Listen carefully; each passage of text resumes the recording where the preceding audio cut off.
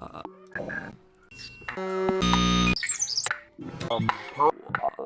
time.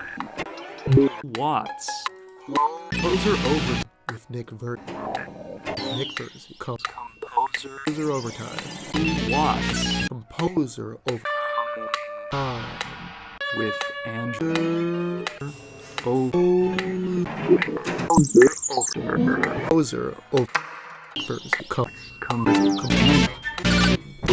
and Composer over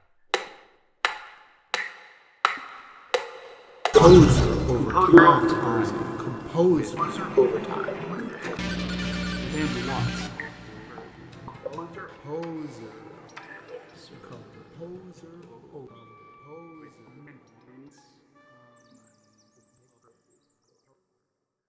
Welcome to Composer Overtime. My name is Andrew Watts. And I'm Nick Versey.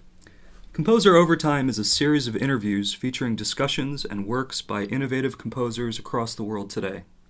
Nick and I are both composers and doctoral candidates at Stanford University, and will be facilitating these chats each week, sometimes with Bay Area guests and sometimes on location across the U.S. and internationally. During each episode, we will hear a new perspective on the contemporary music landscape, find out about the composer's creative process and musical background, as well as listen to some of their recent work. This week our guest is Davor Vinče, a Croatian composer living in Palo Alto, California. Davor has participated in a number of top festivals and residencies such as Impuls, Manifeste, and Royaumont. Similarly, his works have been premiered by several leading ensembles today, including Ensemble Intercontemporain, Klangforum Wien, Ensemble Modern, Talea, and Ensemble Recherche. Davor began his university education in composition at Graz and Stuttgart, and later studied at IRCAM in Paris. He has worked closely with Stefano Gervasoni, Georg Friedrich Haas, Klaus Lang, Mauro Lanza, and Marco Stroppa, all major figures in the field. Currently, Davor is completing his doctorate in composition at Stanford with Brian Ferneyhough. It was a highly fruitful interview that will be broadcast in 2 parts and also available online unbroken. Great, so let's dive right into it.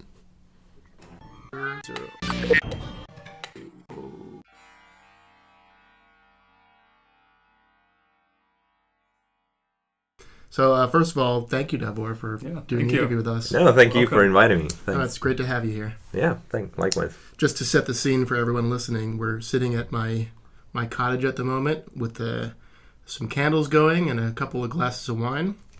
And there were cookies before, but there are no more cookies now. So, there we go. Now we're ready to have a conversation. Now we're caught up. That's right. We're rearing to go. This is overtime, Yeah, composer overtime. Okay. So, on that note, Davor, what got you into composition? Is there anything you can point to in your music today that kind of relates back to your musical beginnings? Sure. I think that I've expressed interest for music very early on, and I was kind of a singing from my earliest age. Like, voice was what I kind of came in with. I loved songs, and notably, my dad was working weirdly for a California-based company that you might know called Apple.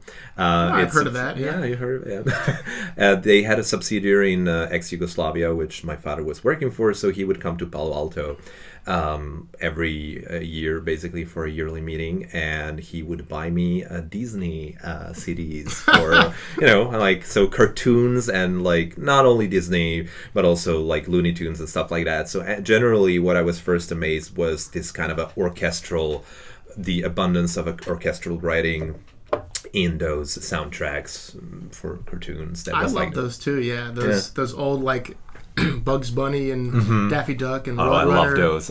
Yeah, those. Who was the composer who did that? That's a good question. I know that they used some recordings, like you have Strauss and the Marriage of Figaro things. Yeah. But there was also an on-staff composer. Yeah, he's a pretty well-known guy. I think he would sort of like make medleys out of those pieces. Yeah. And they're good. They're really well orchestrated. Oh, absolutely. They have these very, very clear and intentional use of kind of specific timbres to kind of evoke the different actions that are happening in in the cartoon. But anyways, sorry, Davor. Oh, no, don't worry. I mean, I know that it was Alan Menken at the time, like those cartoons in the 90s. Oh, yeah. Had a lot of his music, and I knew all of those by heart, and I had a lot of it was hard to get by any kind of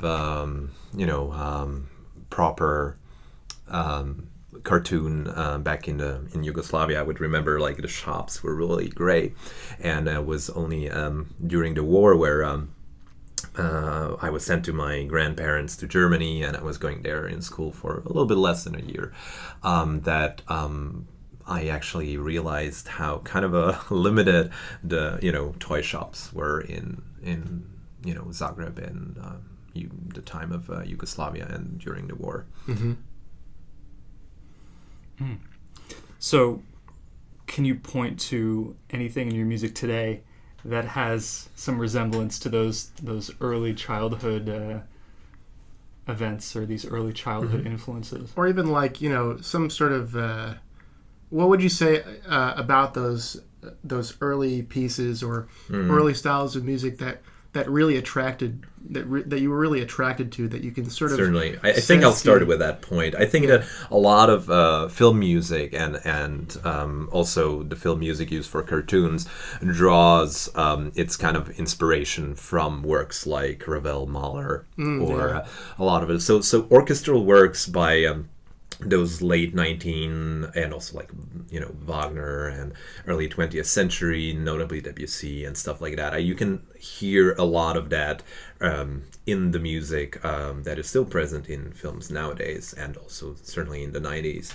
And I think it's a fascination with the orchestra, but also the kind of a sense of the melody, and I was always very much into just the tune, and I haven't written anything for voice for a while, but we might be talking about it a bit later.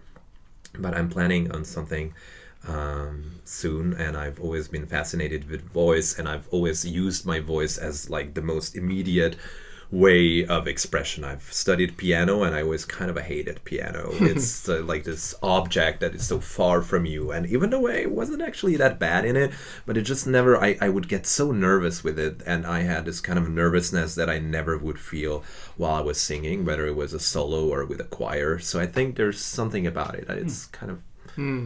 Yeah, it's interesting to me because it sounds like, I mean, on the one hand, there's this immediacy about vocal performance and just embodied expression that you kind of get from the voice. On the other hand, there's a sort of there's a certain expressive quality that's kind of inherent in late Romantic music in particular that seems to kind of emerge in different forms in later history. And I'm curious how you think about that sort of sensibility in your music today, because obviously stylistically what you do is quite different from that music, but do you see yourself kind of having continuing that lineage in a sort of sense in a kind of modern form?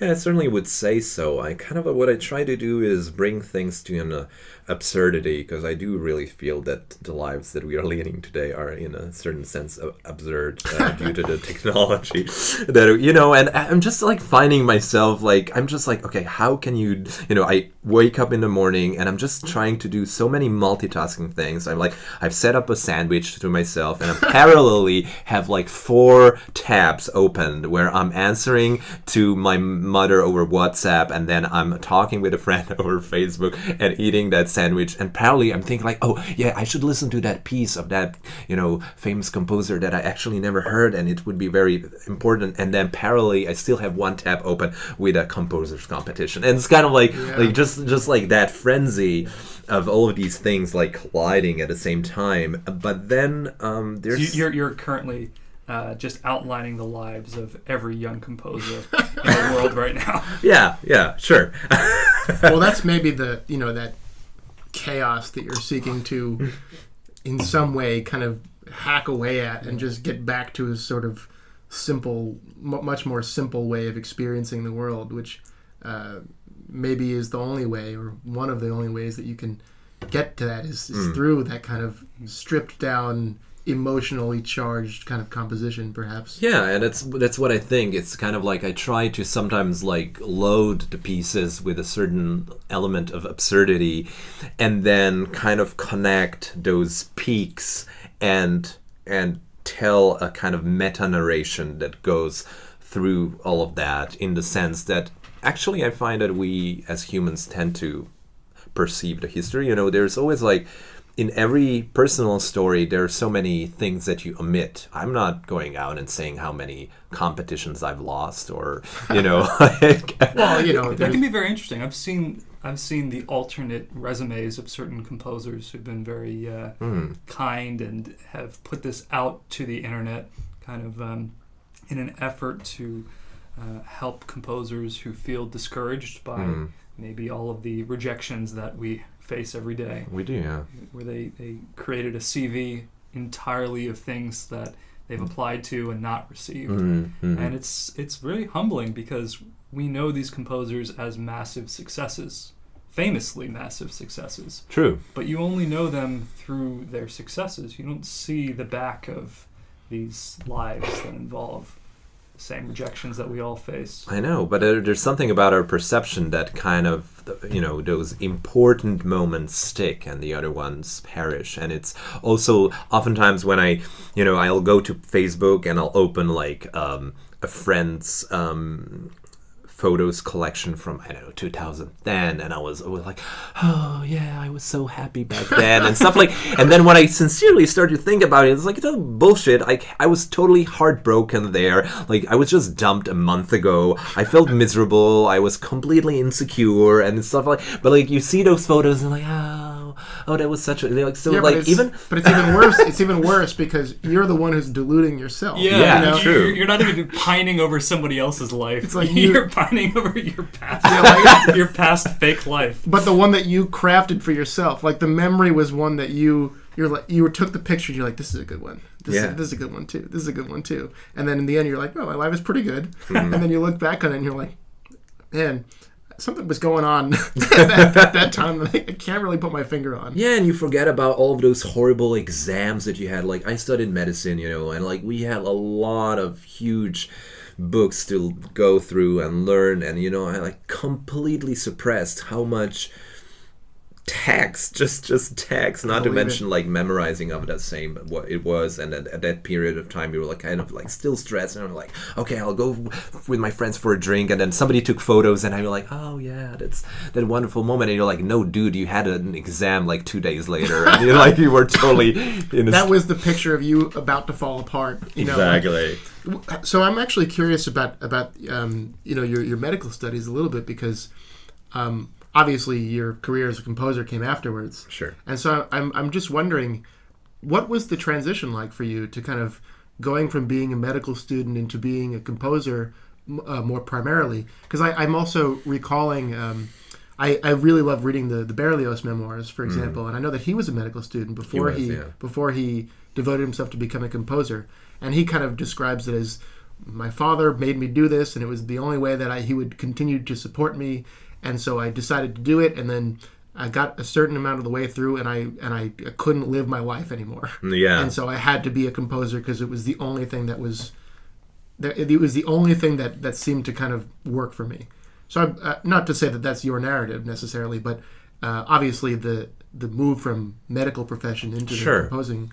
I would say it was a move from me wanting to be a composer to me deciding against my initial, idea to be a doctor, and then realizing that was not turning out as I had hoped to, and then going back. And in a sense, what kind of opened up my mind was actually coming to the US for a month during the summer of 2000, where I was staying with friends of my family, and they were really amazingly open and very well educated, nice Jewish family who was like this whole intellectuals, and they wanted to show me the best of the US.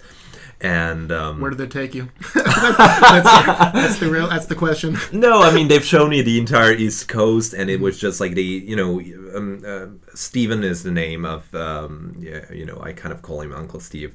And he really was interested in showing me, first of all, geographically as much. And we traveled from Maine all the way down to Florida. Oh, wow. That's amazing. Yeah. We literally visited every major town on the Eastern Coast, and he was, showing me Johnson and Johnson's museum, like going to golf, to play golf. We did like a little opera performance. Like he really tried to also introduce me to a lot of members of his extended family, people who were doing a lot of different stuff. He himself was a doctor, and they had a huge piano back home, and they were really very supportive for me, like, playing piano for them.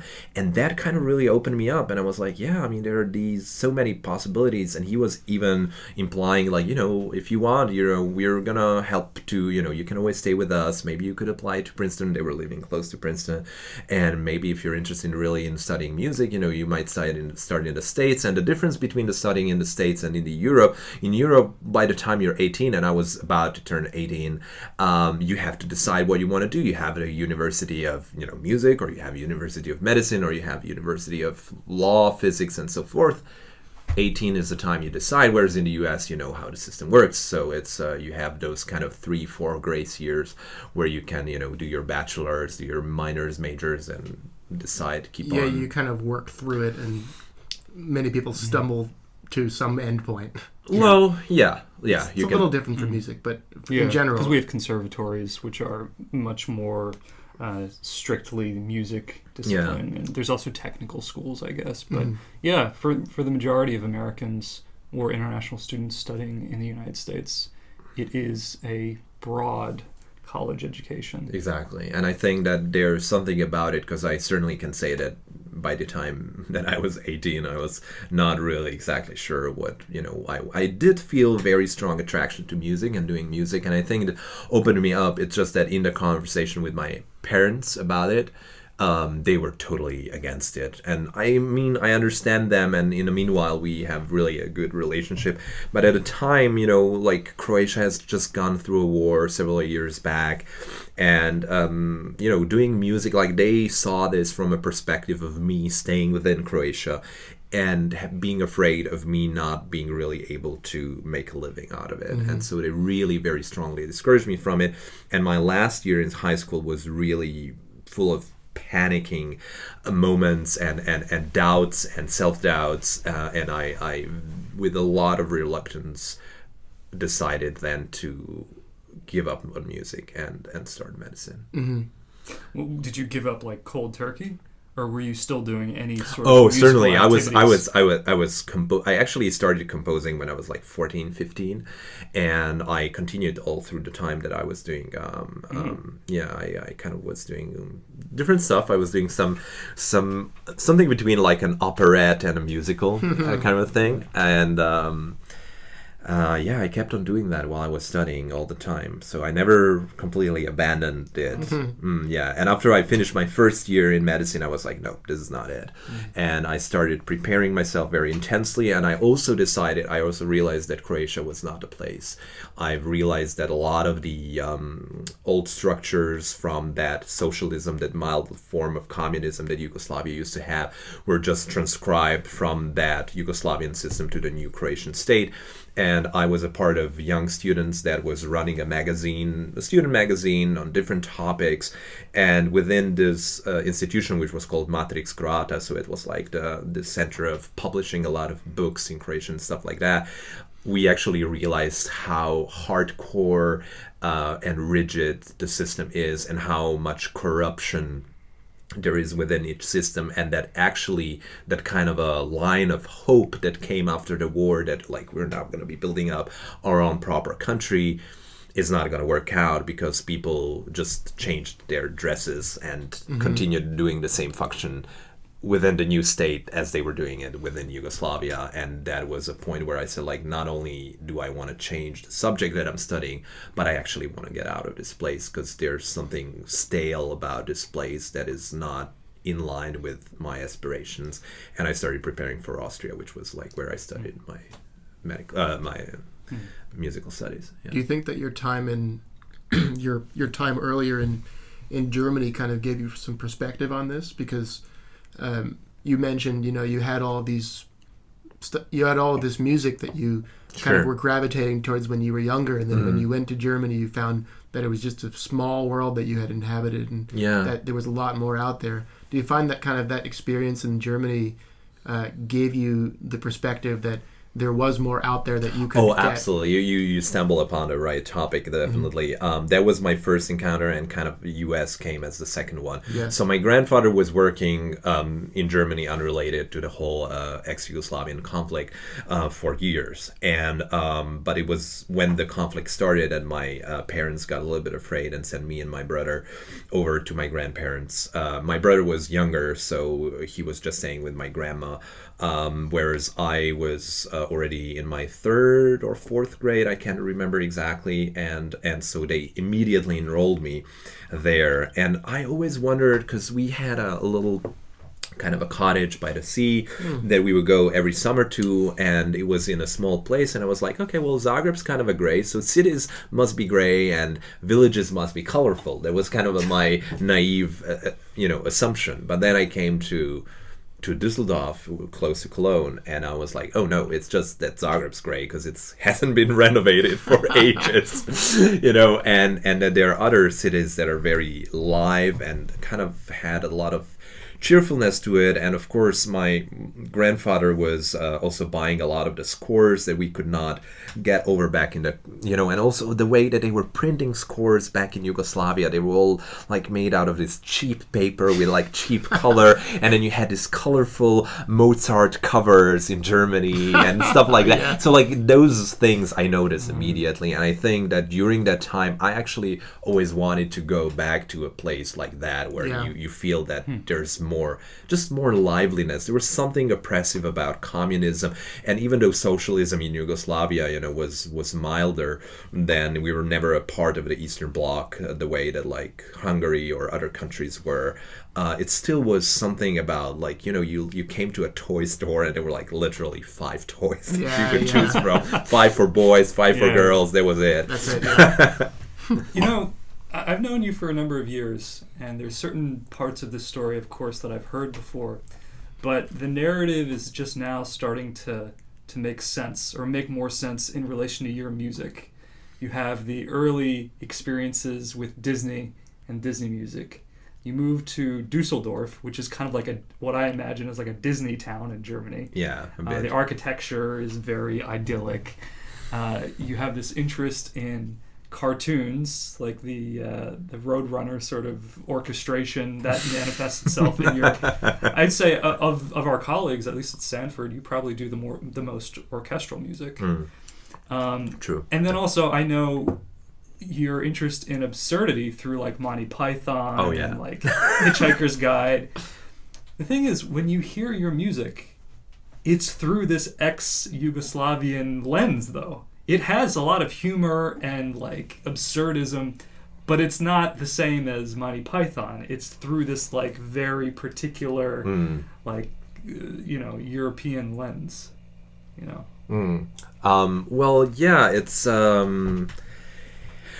there's one part of it is like there's a lot of DIY in like you have to do it yourself, and I always start with this, okay, I have very limited resources to do stuff. What is the most that I can do with that? And there's something incredible about working with just like this kind of a monochrome thing. It's just that the way that I set the monochrome is that I kind of always try to trick the system in that it in the end creates a lot of colors. But there is something about that sort of heaviness of it's hard to explain because Croatia is incredibly beautiful country, but there's something also incredibly how would I put it, there's not that much happening, and there's like initial complacentness about Croatian people. It's like over the centuries,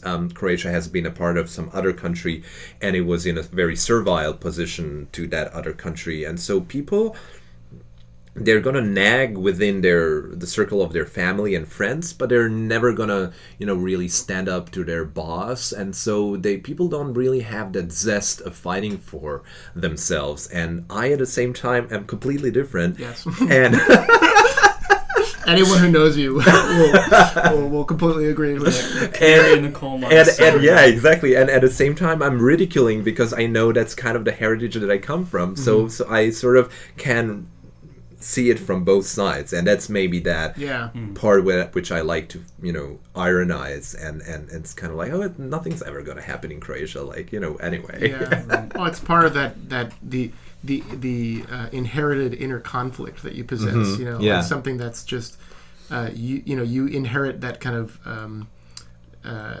that position where you're kind of like, there's some kind of complacency that I'm fighting against. I'm the person who needs to kind of confront this sort of thing in the way that I can. Yeah, I agree with that. I see. There's a topic that I'm always very curious about, and we touched on that a little bit with the reference of Berlioz also starting out with medicine. But do you have other parallel creative practices now, post-medicine, as a composer? Well, curiously, I would say I don't. I mean, I'm very... I'm always trying to look things through the musical and composer lens. So I certainly occasionally will take voice lessons still now, because I'm kind of missing singing and stuff like that. I'm currently taking some conducting classes because I really find an ease with I don't know, the baton and just the rhythms, and it's just so simple. I don't know. It makes sense given the orchestral output. Yeah, that's true. But also the compositional perspective is fairly similar to the conductor's perspective in a sense. Relative to a string player. A string player might kind of focus on their particular part, whereas a conductor is sort of required to focus on all the parts, and the composer obviously has to focus on all the parts as well. So I think it's happened a lot. I conduct myself also, but a lot of composers have kind of found that kind of natural ease because of the similarities between those two things. Well, and not only that. I mean, I like to dance. I'm not gonna deny that, and I like movement. And I'll deny that. Sorry, you will? Oh well, oh yeah. I'll deny that too. It's okay. You can dance for us. Yeah. Yeah, well, sure. Well, unfortunately, on radio, nobody can. They won't be able to see. Don't worry. We'll post a video of you dancing later on. You should. No, but what I wanted to say, I think that other things that might come into that is me being an organizer of Novalis Festival. So that is something that came out of my wish to. I find that, the way that I've chosen, I always choose for myself, the path that seems the most, well, I wouldn't say promising, but definitely the hardest one. And I try to challenge myself with everything I do. And I think my moving, from Croatia to Austria, then to Germany, then to France, and now to US, is not only that I've changed countries, but I've changed countries that have completely different languages. And I think I've mastered most of those pretty well, but it still feels, I like being on that edge. I think that there's something about being on that edge of not always being in your little nice warm secure spot, but having to fight for and learning with different people to express what you actually want. And I think that through that, nevertheless, I kind of killed a lot of the opportunities, or while doing that, each time moving away is like you're cutting out your roots. And I don't necessarily think that this is the only way to go, and there were no particular predecessors that, Croatian composers or familiar people that I could turn to help me. And I sort of midway through realized that some of the decisions I've made were sort of ridiculous, and I'm trying with my festival to sort of help the younger generation maybe reach some place and some sort of accomplishment without necessarily having to try every trick in the book and then post festum realize which of the tricks work and which don't. Yeah, so in you traveling around the world, that was your even if it wasn't necessarily self-articulated, it's your attempt to sort of like find the different ways in which you can kind of, what are the different pathways that are open to you. Yeah. And then obviously some of those are dead ends. And some of those are, Some of those are useful in some small way. Inspiring. Some of them are hugely successful in other ways. But yeah, like if you were to kind of pass that wisdom on to somebody else, you would say, you should maybe not do this one. This is the one that I would maybe do. Exactly. Maybe go here instead. Yeah. Yeah. as a suggestion. Yeah. Sure. Yeah, and that's what we're trying to do with Novalis Festival. Definitely, we're supporting a lot of young artists, young ensembles, and we are also commissioning pieces. It's hard. The funding part is, I find that the part that is the most disappointing, I would say, is the fact that everybody kind of lies, in the sense that no matter which institution in whatever country, because we're also collaborating with a lot of different, companies, institutions, and so forth, almost each and every time that we've negotiated a certain price that would be given, or grant or whatever, to our festival, it ended up being less. And then covering up for those like $200-300 less here, $400-500 less there, ends up always, and it kind of is always that you end up cutting people a worse deal. And I always feel bad when I have to, say to musicians like, oh, I'm sorry, like, could you go another 10% under the price we've already kind of negotiated? Yeah, I that's really It's rough. It's rough for me to do that, because I like to, I like that my word means something, and I like that my word stands. And as much as I can, I try to keep my word. But sometimes you're like really pressed into situations where you're like, Well, often, I mean, in those cases, it's your word it's not under your control, right? Sure. It's something that you're making the best of a situation based on the facts that you had that turned out not to be facts.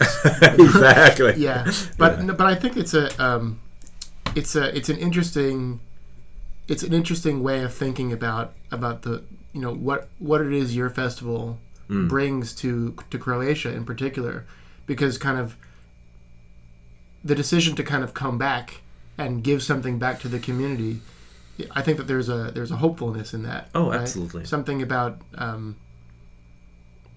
there are people there who you kind of want to shake awake a little bit. Yeah. And say, like, you're missing out on all of these things that are just available to you if you just take advantage of them. Absolutely. Absolutely. And I think that what makes my kind of a, heart glow is when I see that some of the people, and we've had situations like that, who we've commissioned a piece by, then we usually like to do those combinations where we either combine the local musician instrumentalist with a foreign composer, or a local composer with a foreign ensemble. And then when, say, this ensemble brings that piece somewhere else, and then somebody else hears that, and there comes like a new commission as a result of that, and things like this have been happening. And that's kind of like, or we've had like people say contemporary music, oh, it's like so weird and different and it's hard to listen to it. We had a person from a Croatian electroengineering company sitting in one of our concerts, and I was explaining between the pieces what the pieces were about, and later talking to this person, she said to me, I was at first I was kind of looking for some sort of a Mozart logic, but then as you were explaining what the pieces were about, I actually realized that what you guys are doing is something like these research in the same sense that we are doing it in our company, and I found it's just amazing, like, what you can do. And when I started just thinking what you could do with the sound, I was so amazed how these girls on the stage were able to, just reproduce that. And it ended up with us getting actually a grant from that company the year later. So there are nice stories like that say, like, yeah, this all makes sense. It's not just, me being blind to, and I'm just going to push it through and whatever. There is a response from the local community, or whatever you want to call it. And and that's important also, because it's like a lot of these conceptions that people have about contemporary music are, I mean, first of all, they're based on things that are not contemporary music. Sure. But aside from that, they're based on often the worst aspects of contemporary music, like the concert that you sat through that you really didn't want to be at, or the piece that you really just didn't like in the end, and to sort of like prove to the public that there's value in what you do kind of is being a champion for art in another sense, and often it's really not that hard to sell in the end. I don't think so. And I think that what people forget is that, like, in the contemporary pieces, especially premieres and stuff like that, I mean, if you compare it to Mozart or other, things like, when you're talking about old music, you already had something which the tooth of time kind of chewed up, and you get the best diamonds that were there. I'm pretty sure there were Mozarts and Cozarts and Gozarts and Mozart's time, and they were, nobody remembers them, because... Whereas, like, here nowadays, you get to a concert where you get all of those put in the same concert, and maybe one of the pieces will be something we'll be remembering in 50, 100 years. It's just like...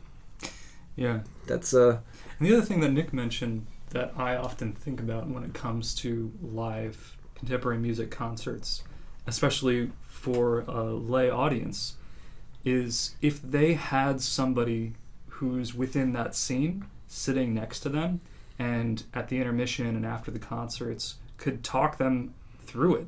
Yeah. Not necessarily like, inform them in a way that would try to color their perception, but just say, like, it's the same thing as if you go walk through an art museum with an art historian. You're going to have a very different experience than just walking through the museum, mindlessly. Not that you couldn't have a good time just without any information through an art museum, but I have a friend who is a phenomenal classical pianist, but also has a graduate certificate in art from Sotheby's in London. Wow. So I met him at the Tate in London when I was studying in the UK, and walking around that museum with him was very different than walking around a modern art museum, just on my own. Of course, you try to be as well informed as you can, but that's his job. Is to understand art, the art market, modern art, the lives of artists. If you go to a contemporary music concert, seek out a contemporary composer. Chat with them afterwards. They're around. Ask them about certainly. Ask them about their piece. They're the ones who look the most nervous. Just keep an eye out. Yeah, they're the ones whose eyes are darting back and forth. I can say that certainly looking at my parents, there has been like a gradual change over time. And still nowadays, they're not in awe with anything I do. They certainly were not in awe when I started writing contemporary music. And it was just like a lot of weird things. And it's just, when you have those moments when you write an amazing piece and you know that this piece is really good, and then it in the end does resonate with the audience. I had one experience, one of the pieces that I find are very important for my career is Inflection Point. And just before the concert, the premiere of Inflection Point, my father was in Stuttgart, and he was telling me, like, there was this first part of the concert, and it was a flute piece, which was not bad. It's just like, but it was kind of a semi-tonal, and of course my father could understand that, or relate to that better. But he was like, pieces of your kind of a music, they tend to be too harsh and the length. He was sort of trying to give me some advice. And then the second part ended, and he just came out and he said, like, oh my God, this was a really profoundly amazing experience for me. I never expected. You've written a great piece there. I'm not going to say anything. And it was like, so there is also oftentimes a problem, the lack of time, the rehearsal, the matter of, the matter of contemporary music is often complex.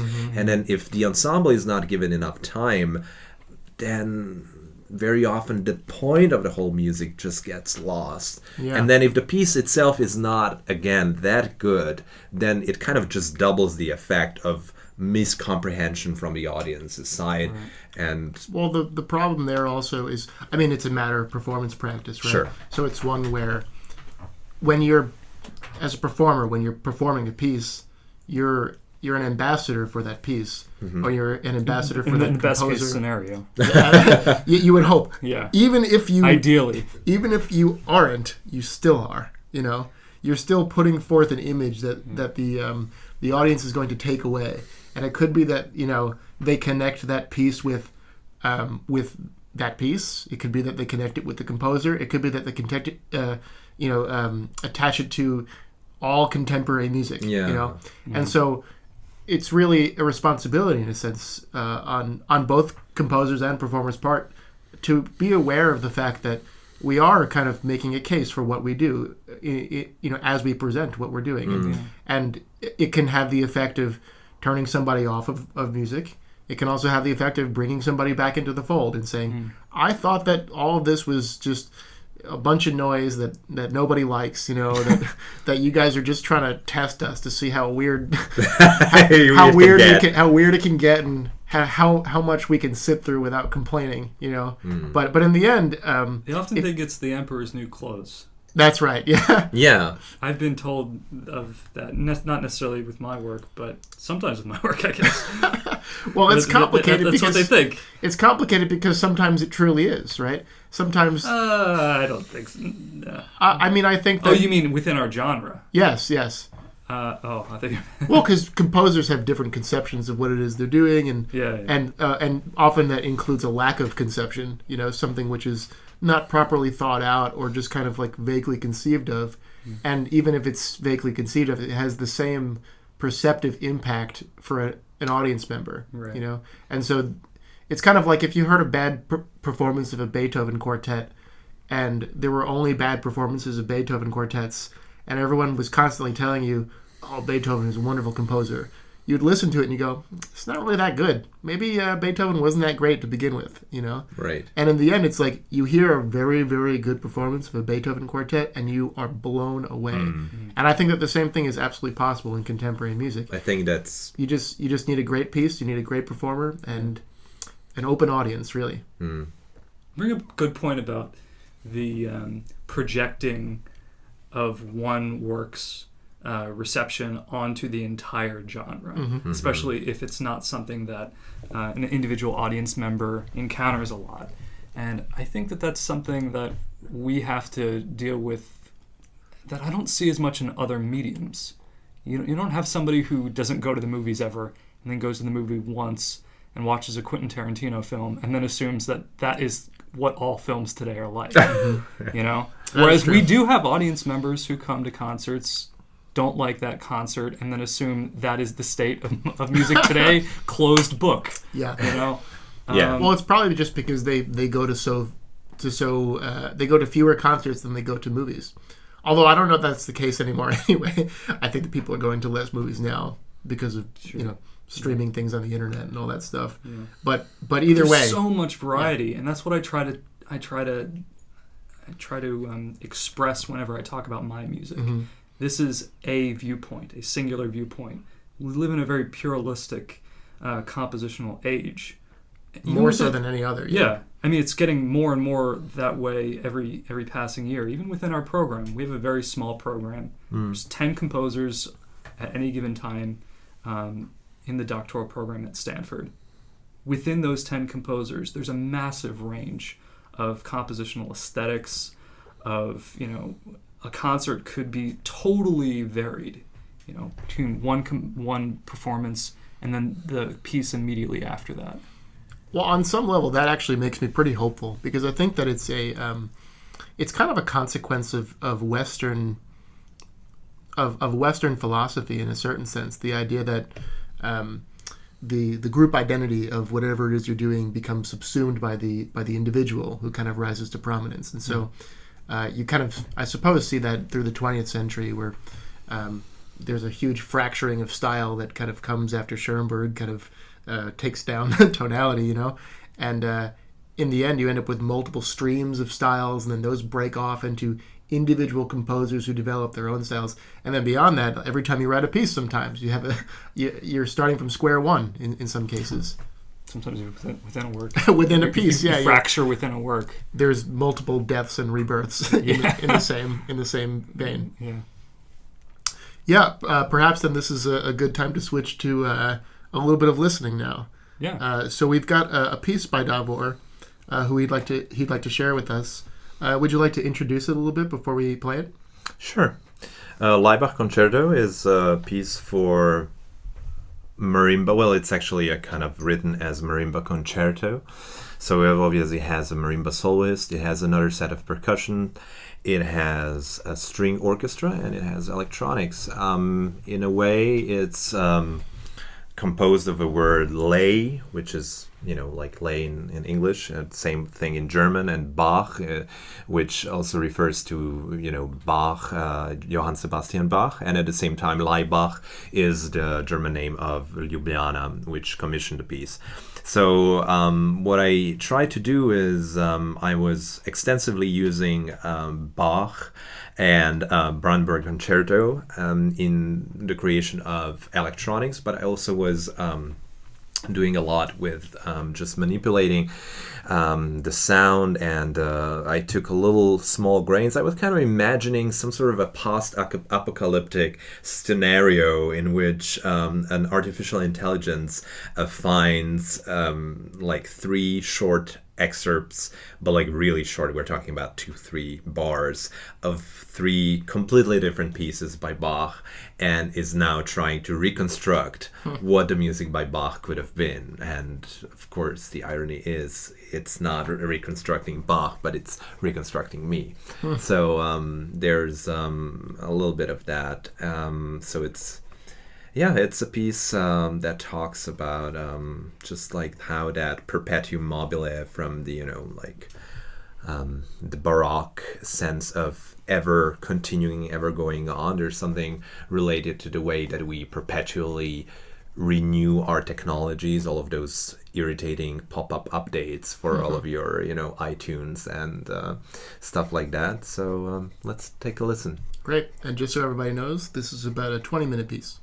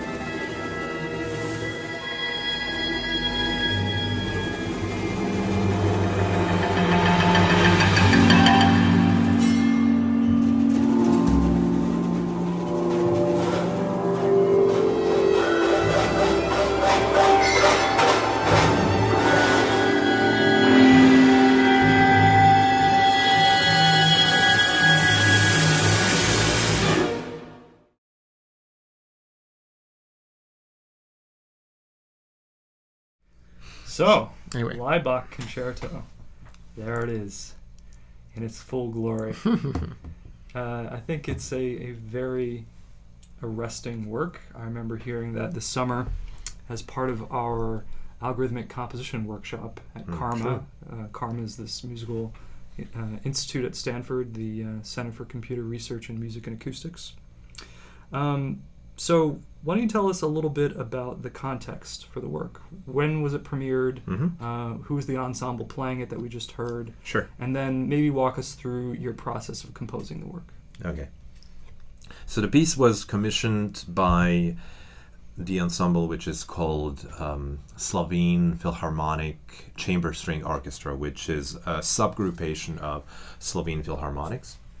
And it has been a part of this big cycle that they've created over the course of 2 years, where they commissioned 3 Slovenian and 3 non-Slovenian composers. And it was supported by Siemens Stiftung in Germany. And the idea was that each of those would have the string orchestra and another kind of a soloists. And so each of the composers got a particular set. I got 2 percussions and electronics, which was very nice because I could work with the media that I could, and it was premiered in May 2017 in Ljubljana in a national gallery. It was a really nicely visited concert, and they really made a whole performance around it. It was recorded by the national radio and then later re-emitted, and so yeah. Great.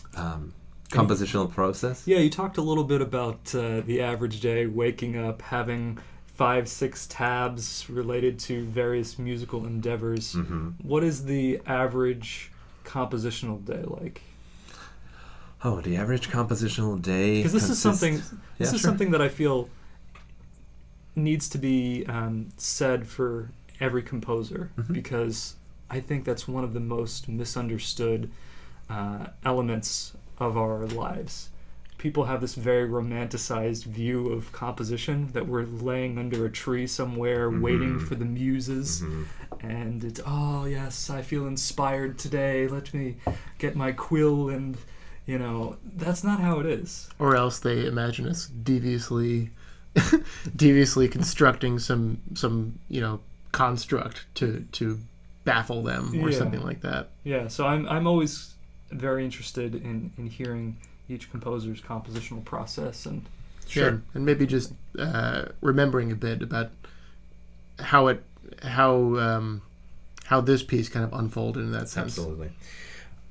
I think that this piece started with this idea of being walked through a place that you cannot really exactly access, and as I mentioned already, it is a kind of a view of the world, or a sound world in this case, that was reconstructed by some sort of a robot, and you're kind of trying to get, it's like I like to play a lot with these errors and erroneous ideas. I even though I hate it, I like at the same time the notion of fake news and the way that we're easily, led into misconceptions. And if you think about, they discover like a fraction of a vase from an ancient time somewhere in the Mediterranean, and then they're like creating this whole story about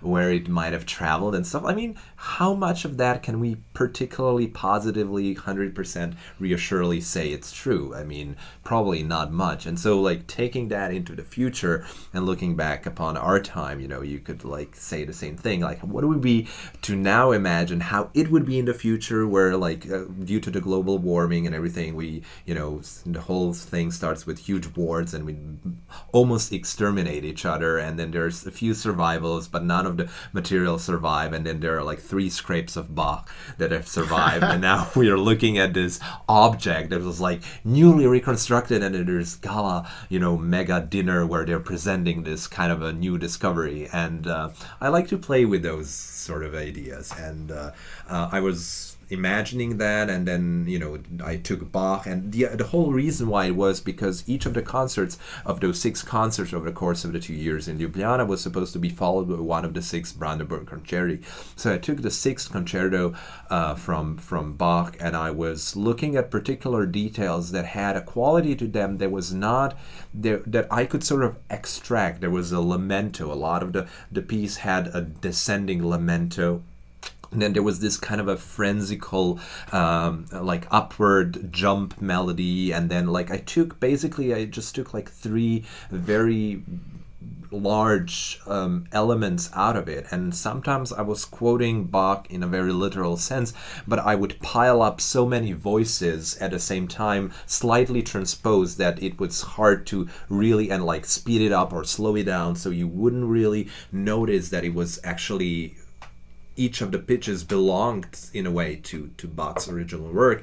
Or I would sort of do some kind of algorithmic composition in which I would extrapolate the essence, like with that lamento, and I had an algorithm that I was feeding with some Bach examples, and it was sort of based on that generating me new kind of a lamento melodies, like never-ending lamento melodies that I was then incorporating into the piece. So an average day, once you start really composing, once you kind of have skipped over that imagining the piece phase, for me, the day lasts 18 to 20 hours. I kind of barely sleep, and I'm super excited to go through it and finish it, and there's always more to do. And I think there's a lot of hard work, and you're working at a desk. Is it by hand first? You right. Creating these algorithms. Okay, I'm yes. So some of the algorithms I have, I am constructing either by Max MSP, or some of them I do in MATLAB. A lot of them I do still in Open Music.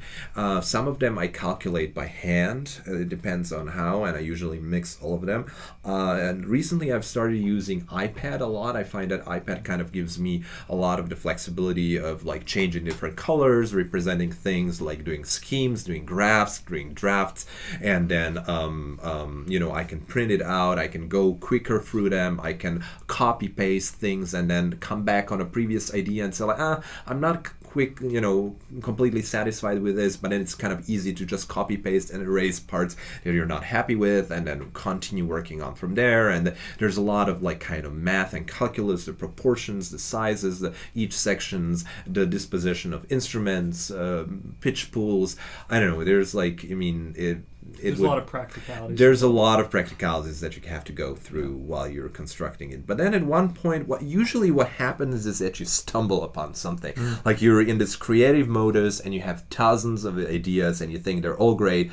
Most of them are, they're not really particularly nice, so you will discard 90% of those, but there will be something, you're gonna stumble upon something which is oh wow, this could be a perfect ending, or this could be a perfect climax, or this could be a perfect closure of a very big section or opening or whatever, and then you're going to go on from there. Well, if this is the opening, then how would it be if I put this as, instead of putting it in a string orchestra, I put it, kind of compress it as a marimba solo? What would that sound like? And usually it's got that stumbling upon something which you really find this material smells nice, it has a lot of potential, that leads you to the next thing, and that leads you to the next thing, and then suddenly you're oh whoa, the piece is done. It's kind of it's almost as if you're not realizing. And I oftentimes open my scores and I'm I didn't write this. I know it almost feels like this foreign body. I've noticed there's often also a tipping point where you're pushing something, there's a great resistance to push the work forward, and then the amount of work reaches a very critical point that it then draws you to the end. So you're pushing, and then it gets to a critical point, and then it pulls you to the finish line. Yes. Well, this exactly. is also, I think that this is also probably related to a previous comment that you had that had to do with basically kind of you have one foot in the thing that you know, and then another foot in the thing that you don't know, and I think that you even said you're kind of on the edge. You're kind of riding the line between those two things, and something about being in that exact location produces these results which you had not really anticipated. Something that kind of emerges as a further mystery, which is sort of like a deeper version of the thing that you started with, that you're still continuing to explore to the point where over time, I imagine you get a greater sense of exactly what it is you're looking at. Yeah. And even if it's still a mystery, you're just kind of getting closer to that. And maybe this is, related to what you're talking about, Andrew, but reaching a certain climactic point where the work starts to suggest the things that kind of come after it. If that's the case, then there must be a point, and perhaps that's kind of where things start to shift then. Well, there's that, and then also what you mentioned reminds me of some of my my constraints when I'm writing, where you have the blank page, which represents all possibilities in the universe, musically speaking. Yes. Pure chaos. Yeah, pure chaos. Like, you're confronted with just an abundance of possibilities. You take a certain amount of decisions that are difficult decisions, because every decision you take is closing off certain possibilities. Not certain, but like zillions, masses of possibilities. And then it reaches a point where you've done that enough times that there's only so many more decisions that need to be made before the end game. It's kind of like you're closing in a game of chess. Well, you've reached like the amount of possibilities at this point are so much more finite. Well, because it's because you've reached an aesthetic. You've reached a series of decisions which work together because they're aligned by the same principle. Sure. And there needs to be self-consistency within the work. Yeah, so if the idea is that you're kind of starting from this infinite possibility and then reducing it down to a series of decisions which are interlocked together, then you're sort of kind of filling out that space into a greater in greater detail until the few remaining details. It's sort of like playing a game of like connect the dots or something like that. Like if you've got the sailboat basically all the way there, and there's just one more line to go between, or one more dot to connect for the sail, then you kind of know what's supposed to happen according to the logical point.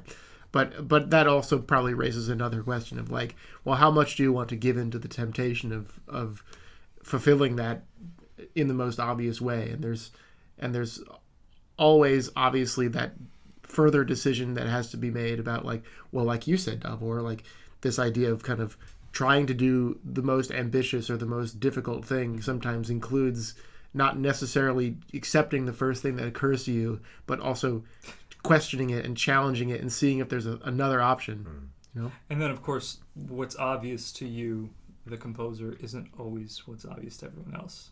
No, that's true. One should keep that in mind. Yeah, like I run into this often when I'm chatting with Brian. So this is Brian Ferneyhough, who's our beloved instructor at Stanford University.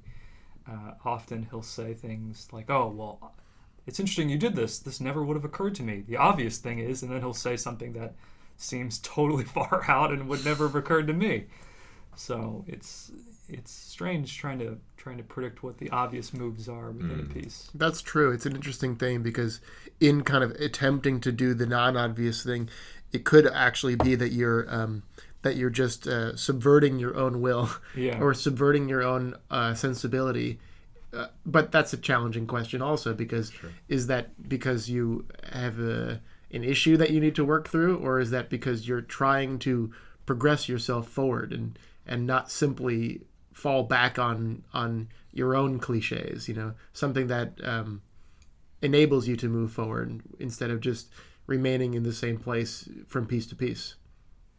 Yeah, like Lachemann said, like the hardest thing to do is, I'm paraphrasing, is, sticking with your own habits. The hardest thing to do is sort of to realize your habits and somehow make a way or find a way to move past those. And that goes for anything, any kind of a habit, including the kind of habitual way you tend to, this is a finishing, kind of a cadenza-like part. I always do this kind of thing. That always kind of works for sure, and so I'm just gonna quickly write that.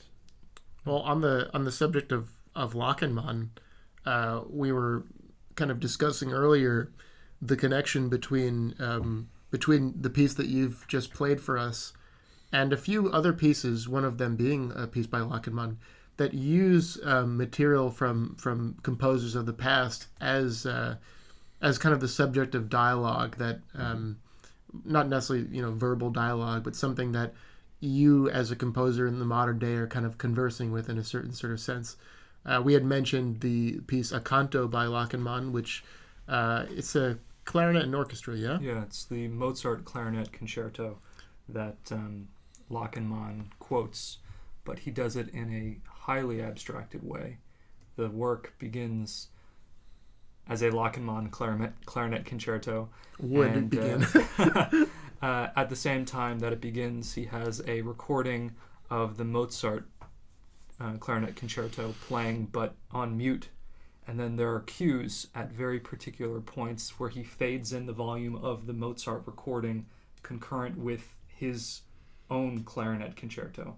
And it's a very stark contrast, and it also introduces this element of indeterminacy, because you don't know exactly where the orchestra is in relation to this recording. They're not trying to match each other. These are just these kind of chance encounters between the extreme modernism of Lachenmann and the classicism of Mozart. Yeah, so it's written in a way to purposefully juxtapose these diverse aesthetics. Yeah, and often those kind of those moments happen as moments. They're not the proportions of these things are very interesting to kind of consider. Yeah. And it's not just that it happens in that piece, but there are also many other pieces where it seems to be that that's the case. That there's kind of these momentary bursts from another time.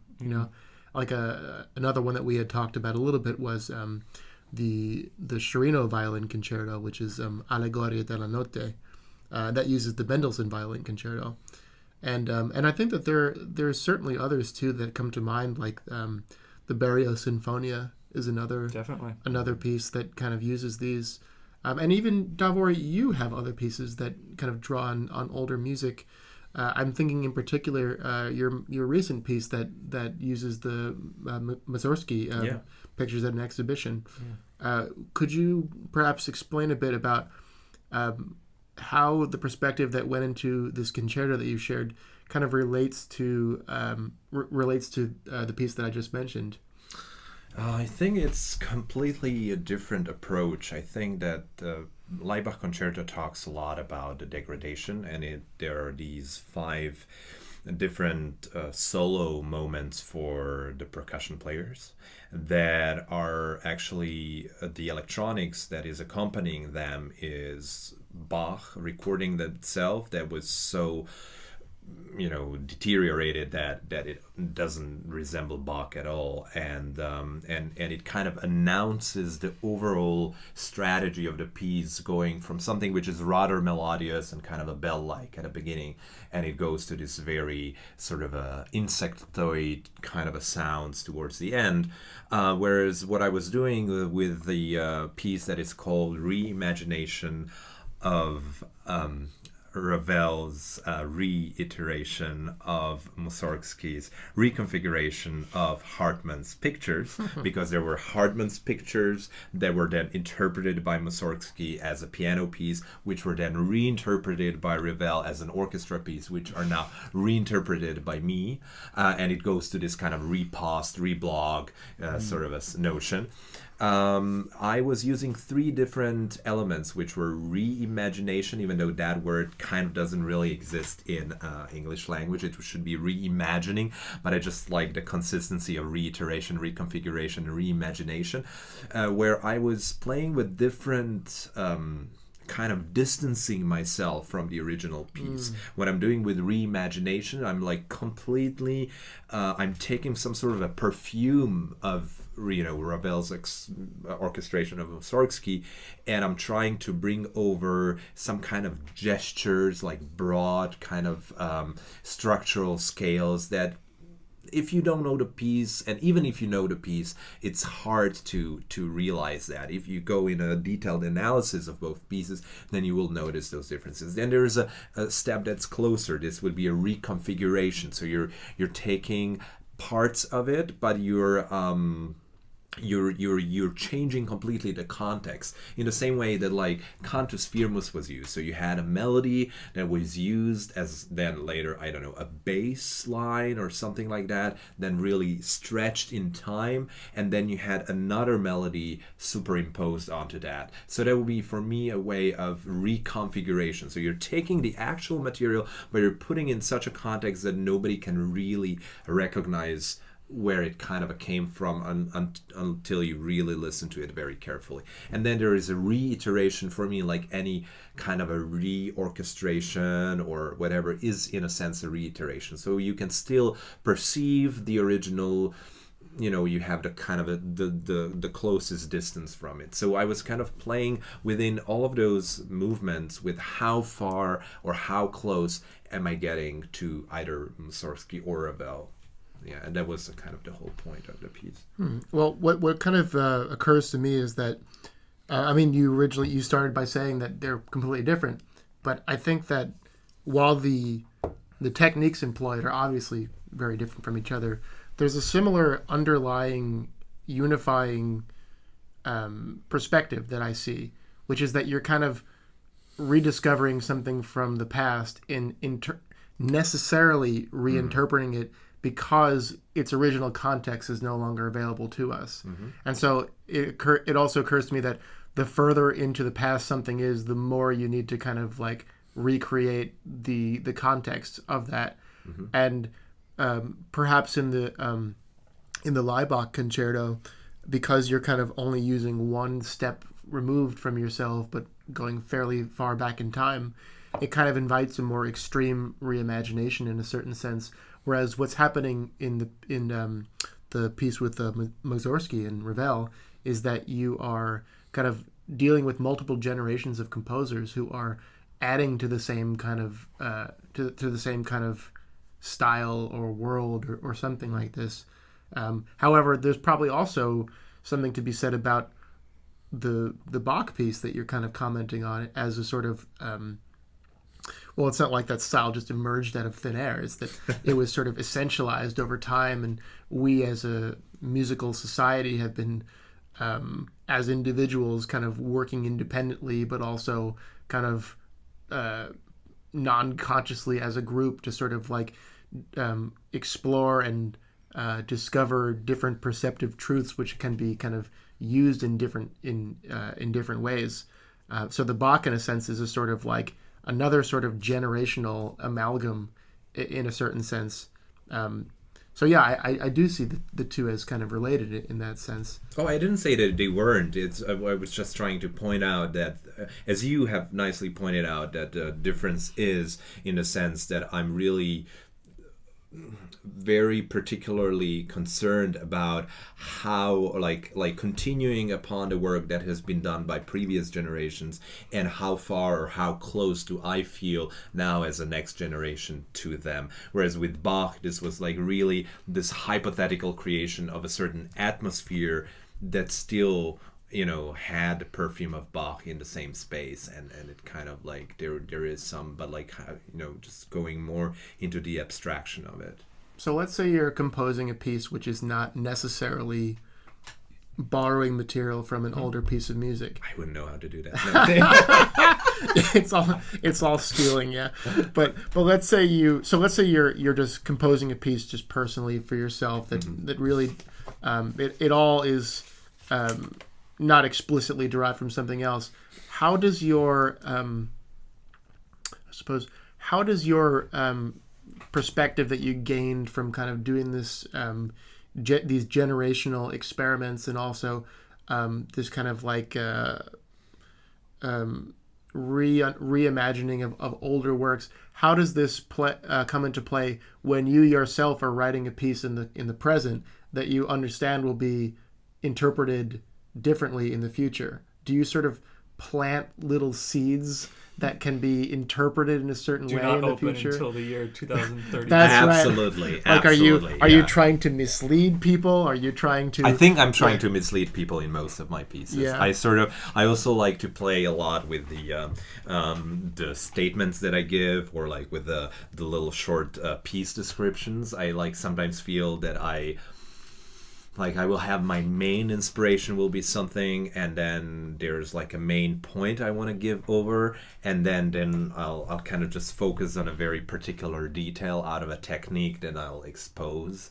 Like for example, for the piece Laibach Concerto, I just said that I think that the official description in Ljubljana and now in Croatia last week was, was commissioned by Ljubljana Philharmonics, and Laibach is the old name of Ljubljana, and it was also influenced by Bach, so there the Johann Sebastian Bach's name is in it, and I was trying to see how this, perpetuum mobile from the Baroque is influencing the movement of this. This piece has been dedicated to my mother. It was all, it was just like really, and it tells you nothing about a piece, and I kind of like to to leave it open. I think that every piece has a lot of it that we subconsciously plan in it. There's a lot of things we consciously plan in it, and there are a lot of things that we stumble upon that we ourselves are actually not realizing that they are in it. I had once encounter during a MADA festival with I think it was an economics exchange student from South Korea who I don't know how on earth found her way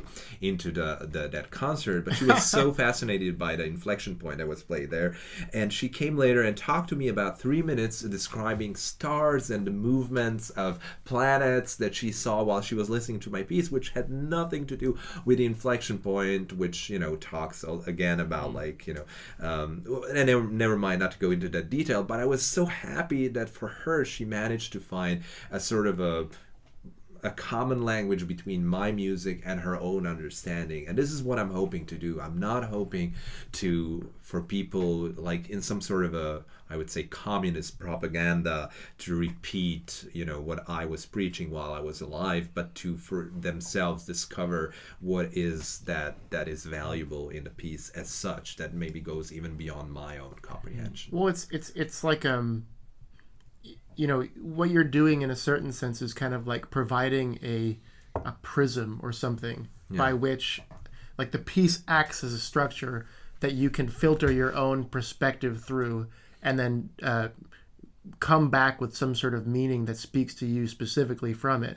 So in a certain sense, the more specific you are with the type of underlying program, if you're attempting to transmit that exact image to another person, it's and to an entire audience is a whole other story, much more challenging story, of course.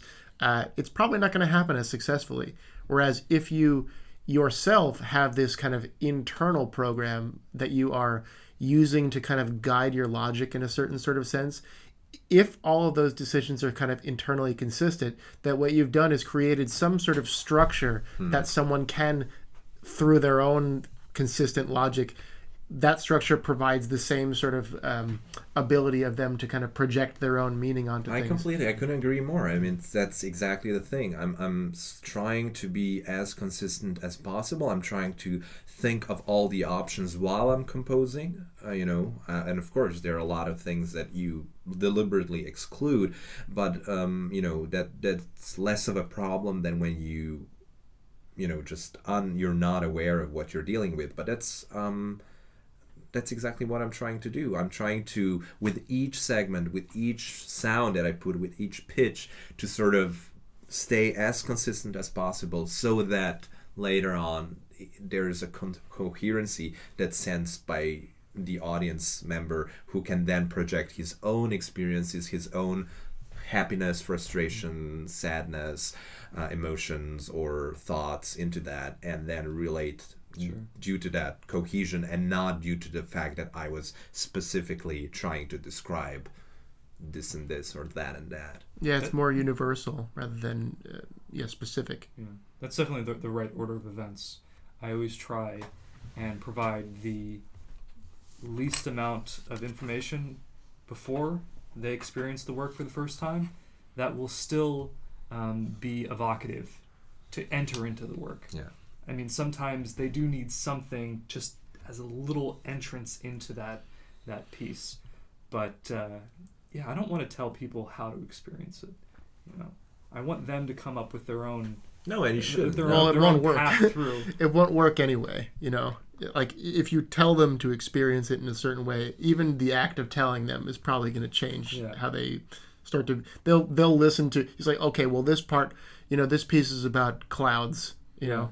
And then they listen to it, and they listen to the part that wasn't about clouds, and they're like, yeah, I can hear the clouds in that, you know. That makes sense. Definitely you know? hear the clouds. Well, so kind of going off of this then, when you are, you know, obviously you're put in the position often as a composer where you have to describe things, or you have to kind of provide some sort of note or something. And you've talked about, you know, the sort of, you know, messy kind of like very complex and often conflicting kind of approach.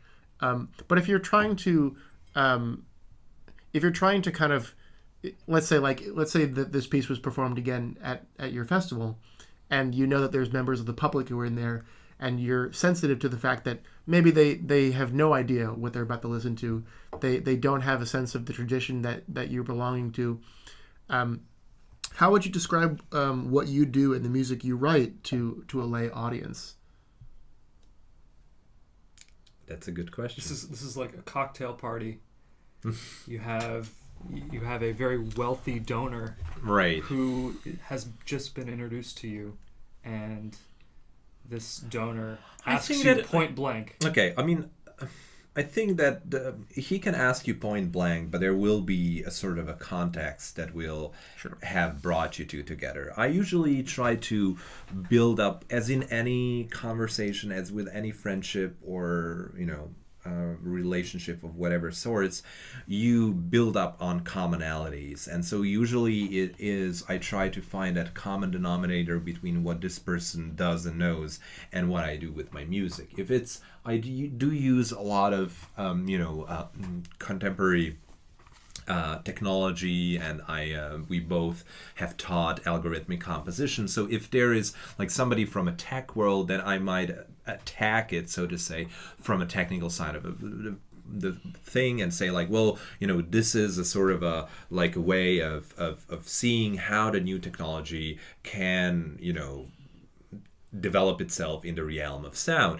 If it's somebody who is from, I don't know, educational part, then I can say like, well, you know, I was trying to convey the idea of ta-da-da-da-da, you know. If it's somebody who's like a music professional, but maybe doing more of a classical music, then I'll go, well, you know, Bach is also like my huge influence, and I have tried in a sense to see how, you know, Bach relates, you know, what from his music still speaks to us in 21st century, or, you know, so forth. So I usually will not have a recipe for everybody, but I will kind of assess the situation, and since I myself, as you know, Nick rightfully pointed out, there's a lot of chaotic things that happen in our everyday lives, and there's a lot of it that flows consciously and subconsciously into the music. So there's still so many things that we can talk about each of our works, and you guys too. I mean, writing amazing music, and you know, Nick with all of his, you know, field recordings and stuff like. So, you know, somebody who's an animal lover, you could approach him. I think it's important to establish those,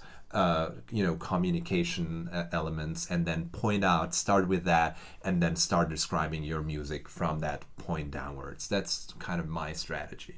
Yeah, find what resonates first, and then build upon that, rather than just always having a script that I'm like trying to shove down somebody's throat. Does it change when you are does it change when you're writing something, let's say a program note, in which you know the context will inevitably change? So, you know, if you're writing it kind of for a premiere that you will be in attendance, and the people who are attending it are mostly musicians, or you know, those who are experienced enough that they would kind of understand exactly what it is you're trying to do, at least on some level, versus like the next performance of it might be at at a festival with a very different kind of audience, maybe a group of people who are, let's say it's programmed on a concert of much more traditional music or something. I see where you're going. I mean, I tendentially, and usually that's a sheer laziness, don't change my you know, text about the piece too much. I kind of generally, there's something about a title, and about, you know, my titles tend to change about 3-4 times before I finally settle down for particular title. And also by the time I have the title, I kind of start, and as you're getting towards the end of the piece, you're feeling that piece. Like you see it in its entirety, and it's clear what you want to communicate. And somehow, usually that first premiere and the awareness of who's going to be the targeted audience at the venue of a premiere sort of narrows down my my sort of a response, or my initial description of the piece. If I, for some reason, find that the piece has ended up being completely different than what I assumed that it would be, which honestly, as I get more and more experienced as a composer, I think that I'm kind of narrowing it closer and closer to my initial target. Then I might change it, but usually it's like a very corrective change, like a few words, or add additional sentence, or remove one sentence for the next performance or something like that. But usually it's not like, oh, there was I said I was talking about mermaids, and then in the next commentary I say I'm actually talking about, I don't know, alien sea creatures. It's that's who the next says they're piece, not the same thing? And who says they're not the same thing? Yeah. Maybe that's the next piece. Maybe that is. So, what projects are you working on now? Mm-hmm. I'm working on several projects. One of them I think you guys are working towards as well, the final project that you're going to have, which is the wonderful residency that we're going to have from Dal Niente Ensemble. So you guys are probably going to write long pieces. I'm going to write a very short sort of a song that is slightly inspired by wolf kind of a howling. Another thing that I'm writing right now, I'm going to have a piece performed by a flutist called Shaiwei Chu, who is a Taiwanese flutist based in France, and she's going to finally perform a piece of mine that I've written several years ago, but it has 9 movements. It is called Take Your Time, Hurry Up. It kind of comments on Nirvana's Come As You Are song, and it has never been fully performed. There are 3 out of 9 movements that have never been performed. So she's going to perform it in LA in Villa Aurora. That's going to be also April. And then I'm working with an interesting Serbian conductor, Premil Petrovic, who's founder of No Border Orchestra. That is an orchestra that is gathering all of the people who are amazing musicians in different kind of European orchestras, but have ex-Yugoslavian heritage, and he kind of brings them together and they perform classical and contemporary music. And so this project is going to be called Berghain Matinee, like Berghain, the famous club in Berlin. And one of the concerts is going to be in Berghain in Berlin.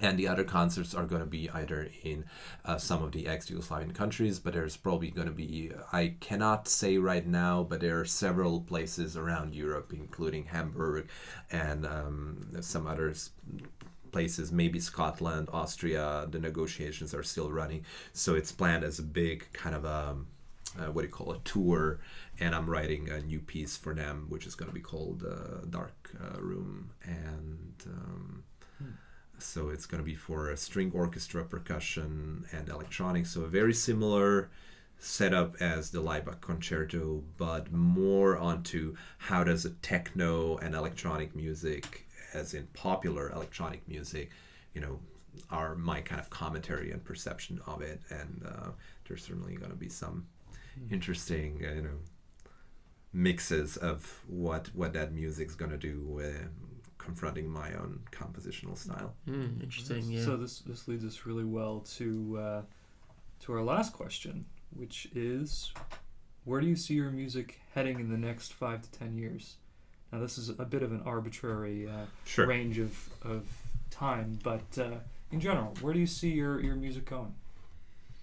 Well, I'm currently very fascinated by the potential of trying to do something more with the usage of artificial intelligence, but not in the sense that, the way that people are trying to recreate older music in a sense, like write a new Beatles song or write a new Bach piece. Yeah. That kind of seems too simplistic, but sort of doing the same thing with it, which I'm doing with other people's music, like looking at my own opus and then taking those elements from it and just working forward with how that whole new ways of perception, technology, and so on, where it's going to lead us, and just imagine how I could come to the sounds where I'm sort of trying to at the same time distance myself from my work and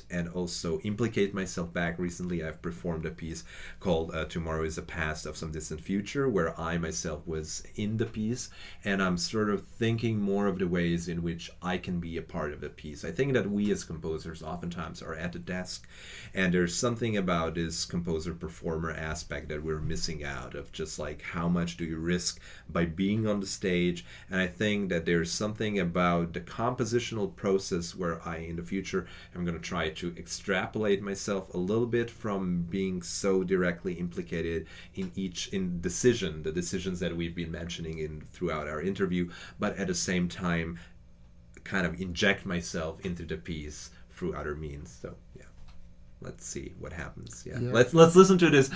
Let's listen to this interview in 10 years. That's right. We'll see. We'll compare and see what happens. Well, I imagine also that the the technology is developing, and will certainly 10 years from now, who can tell? But I'm sure that it'll be dramatically different than it is now, just looking how things are going now. So I imagine that as new technology kind of emerges and more sophisticated forms of artificial intelligence become not only possible but like readily available as a compositional tool, that it'll allow you some sort of greater distance. But then, well, what will you do? I imagine that the part of you which seeks the challenge is going to find some way of incorporating that as a as some sort of generative layer by which you yourself come back to autonomously and make some other thing out of. It's hard to imagine, really, but an interesting thing to consider for sure. Well, I think that does about. I think that's a good closer. So thank you, Davor. No, thank you, guys. Thank you very much, Davor. Yeah, it was a pleasure having discussing all of these ideas. And we hope to have you back sometime. It would be great. Back to the cottage. That's right. All right. Thank you, everybody, for listening. Time.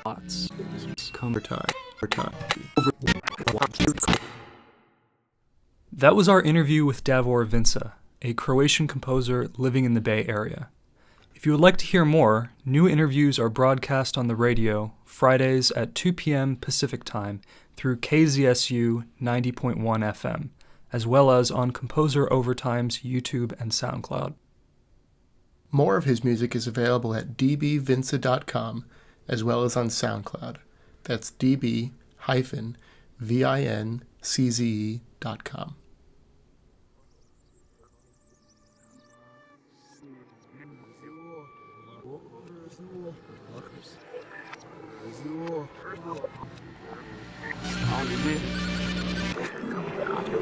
Все.